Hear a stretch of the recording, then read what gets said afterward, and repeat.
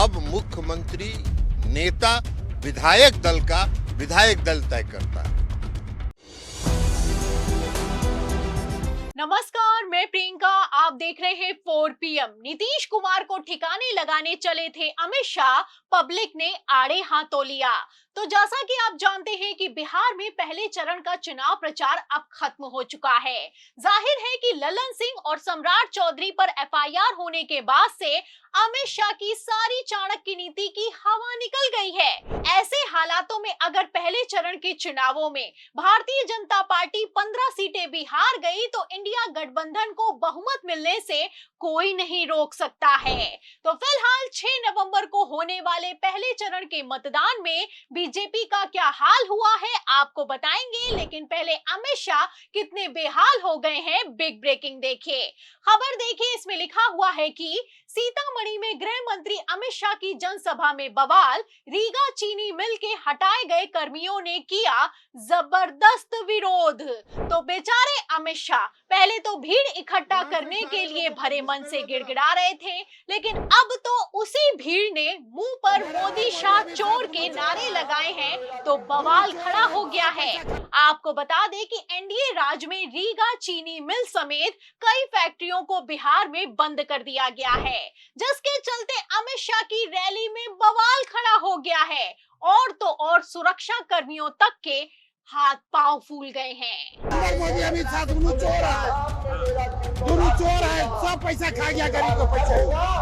आप गमछा भी लगाए हुए हैं, आपके गाली भी दे रहे हैं। क्या नहीं देंगे, वोट नहीं करेंगे, लगाएंगे वोट नहीं करेंगे मोदी के। तो सुना आपने, पटका तो लगाए हैं भाजपा का, लेकिन भाजपा को वोट देने के लिए तैयार नहीं है। एक तरफ अमित शाह सामने भाषण दिए जा रहे हैं, दूसरी तरफ पब्लिक ने मुंह पर बेइज्जत कर दिया है। शायद इसी विरोध के चलते अमित शाह ने एक साथ अपनी 3 रैलियों को कैंसिल किया, लेकिन फिर भी विरोध है कि थमने का नाम नहीं ले रहा है। आपको बता दें कि पहले चरण के अगर चुनाव प्रचार की बात की जाए तो एनडीए पूरी तरीके से सुपर फ्लॉप साबित हुई है। पहले तो प्रधानमंत्री नरेंद्र मोदी के अब तक के सबसे बड़े रोड शो में नीतीश कुमार नहीं पहुंचे तो एनडीए को 14 सीटों का तगड़ा झटका लगा। फिर सीतामढ़ी, जहां पर अमित शाह की रैली में बवाल हुआ है, वहां पर भी एनडीए की हालत बद से बदतर दिखाई दे रही है। और ये कोई हवाई बात नहीं है, खबर भी मौजूद है।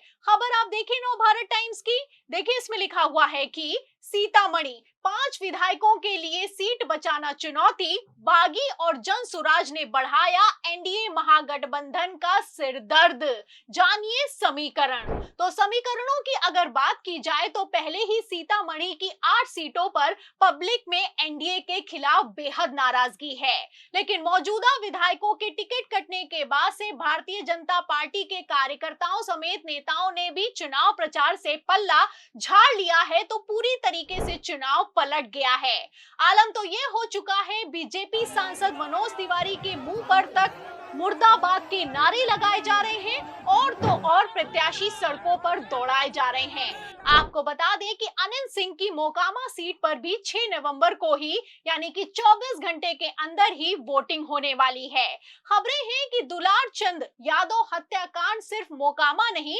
बल्कि कई दूसरी सीटों के समीकरण भी पलटने वाला है। धानुक समाज की अगर बात की जाए तो ये वोट बैंक कई सीटों पर किंग मेकर की भूमिका को निभाता है। ऐसे हालातों में मोकामा, बाढ़, मुंगेर, तारापुर, जमालपुर, शेखापुर, बरबीघा, लखीसराय और सूर्यगढ़ा समेत आसपास के कई इलाकों की लगभग 30 सीटों पर चुनावी बिसात पलटती हुई नजर आ रही है।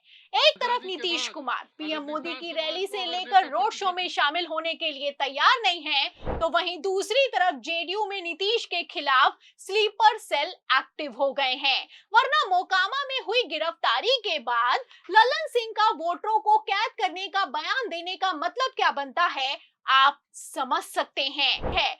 हर कोई ये जानता है कि किस तरीके से ललन सिंह और संजय झा ने अमित शाह के साथ मिलकर नीतीश कुमार को खत्म करने की साजिश की है। फिलहाल अब ये अंदर की बात बाहर आ गई है तो बवाल खड़ा हो गया है। हम नीतीश कुमार जी के नेतृत्व में चुनाव लड़ रहे हैं। अब मुख्यमंत्री नेता विधायक दल का विधायक दल तय करता है। तो ललन सिंह के बयान से आप अंदाजा लगा सकते हैं कि किस तरीके से अमित शाह के इशारे पर जेडीयू में चुनावों के बीच ऑपरेशन लोटस चल रहा है। मतलब अमित शाह के जिस बयान को लेकर जेडीयू के नेता नाराज हैं, खुद नीतीश कुमार ने अमित शाह को मीटिंग करके सीएम चेहरा घोषित करने का अल्टीमेटम दिया है। और तो और अमित शाह ने अपने बयान से पलटी तक मार ली है। उस बयान को ललन सिंह ने आखिर किस दम से दिया है, सवाल खड़ा होता है। दरअसल ये सब कुछ सोची समझी रणनीति का हिस्सा है, वरना वोटिंग से ठीक पहले निशांत कुमार को घर गिफ्ट करने की खबर लीक होना भी अपने आप में कोई छोटी बात नहीं है। आपको बता दें कि द वायर की रिपोर्ट ने तहलका मचा दिया है। खबर में लिखा हुआ है कि सुशासन बाबू के बेटे को ललन सिंह ने भेंट किया पटना में आलीशान घर, तुरंत बाद मिला केंद्र में मंत्री पद। तो इस खबर के सामने आने के बाद नीतीश कुमार की सुशासन बाबू की इमेज को कितना तगड़ा झटका लगने वाला है आप समझ सकते हैं, और नहीं समझ सकते हैं तो खेल समझिए। नीतीश कुमार को कमजोर पड़ता देख जेडीयू में अमित शाह ने नीतीश के करीबियों को पहले तो अपने पाले में किया, फिर नीतीश कुमार पर दबाव बनाने की साजिश की गई। इस दबाव का अंदाजा तभी हो गया था जब नीतीश कुमार के विरोध करने के बावजूद जेडीयू को भारतीय जनता पार्टी ने जेडीयू को बराबरी की सीटों पर लाकर पटक दिया। फिर क्या था, खेल पलट गया। नीतीश कुमार एक तरफ एनडीए की रैलियों में शामिल नहीं हुए तो वहीं दूसरी तरफ बिहार चुनाव बुरी तरीके से फंस गया है। खबरें हैं कि अनंत सिंह की गिरफ्तारी का सीधा असर 9 सीटों पर होने वाला है। आरोप साबित हुए तो अनंत सिंह को उम्र कैद भी हो सकती है। फिलहाल इस गिरफ्तारी में कितनी राजनीति हुई है इसका अंदाजा आप इस बात से लगा सकते हैं कि अनंत सिंह तो जेल चले गए, लेकिन ललन सिंह मोकामा सीट पर 70 गाड़ियों का काफिला निकालकर चुनाव प्रचार कर रहे हैं, तो बवाल खड़ा हो गया है। मतलब साफ है कि बीजेपी के कथित चाणक्य के सारे दांव बिहार चुनावों में उल्टे पड़ते हुए नजर आ रहे हैं। आपसी गुटबाजी के चलते एनडीए को 30 से ज्यादा सीटों पर नुकसान हुआ है। अमित शाह का जबरदस्त विरोध हुआ है, जिसके चलते अमित शाह ने खुद अपनी रैली को कैंसिल कर दिया है। नीतीश कुमार मोदी के रोड शो में जाने के लिए तैयार नहीं है, और तो और एनडीए में मची खींचतान के चलते वोटर्स भी कंफ्यूज हो चुके हैं।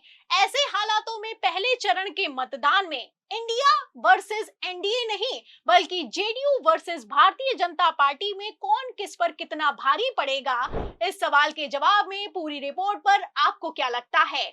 इस चुनाव में जेडीयू खत्म होगी या फिर कि एनडीए टूट जाएगी? जो भी आप सोचते हैं हमें कमेंट बॉक्स में जरूर लिखें। वीडियो को ज्यादा से ज्यादा शेयर करें, हमारे चैनल को लाइक करें, सब्सक्राइब करें, ज्वाइन करें। फिर मिलती हूँ अगली खबर के साथ, तब तक के लिए धन्यवाद।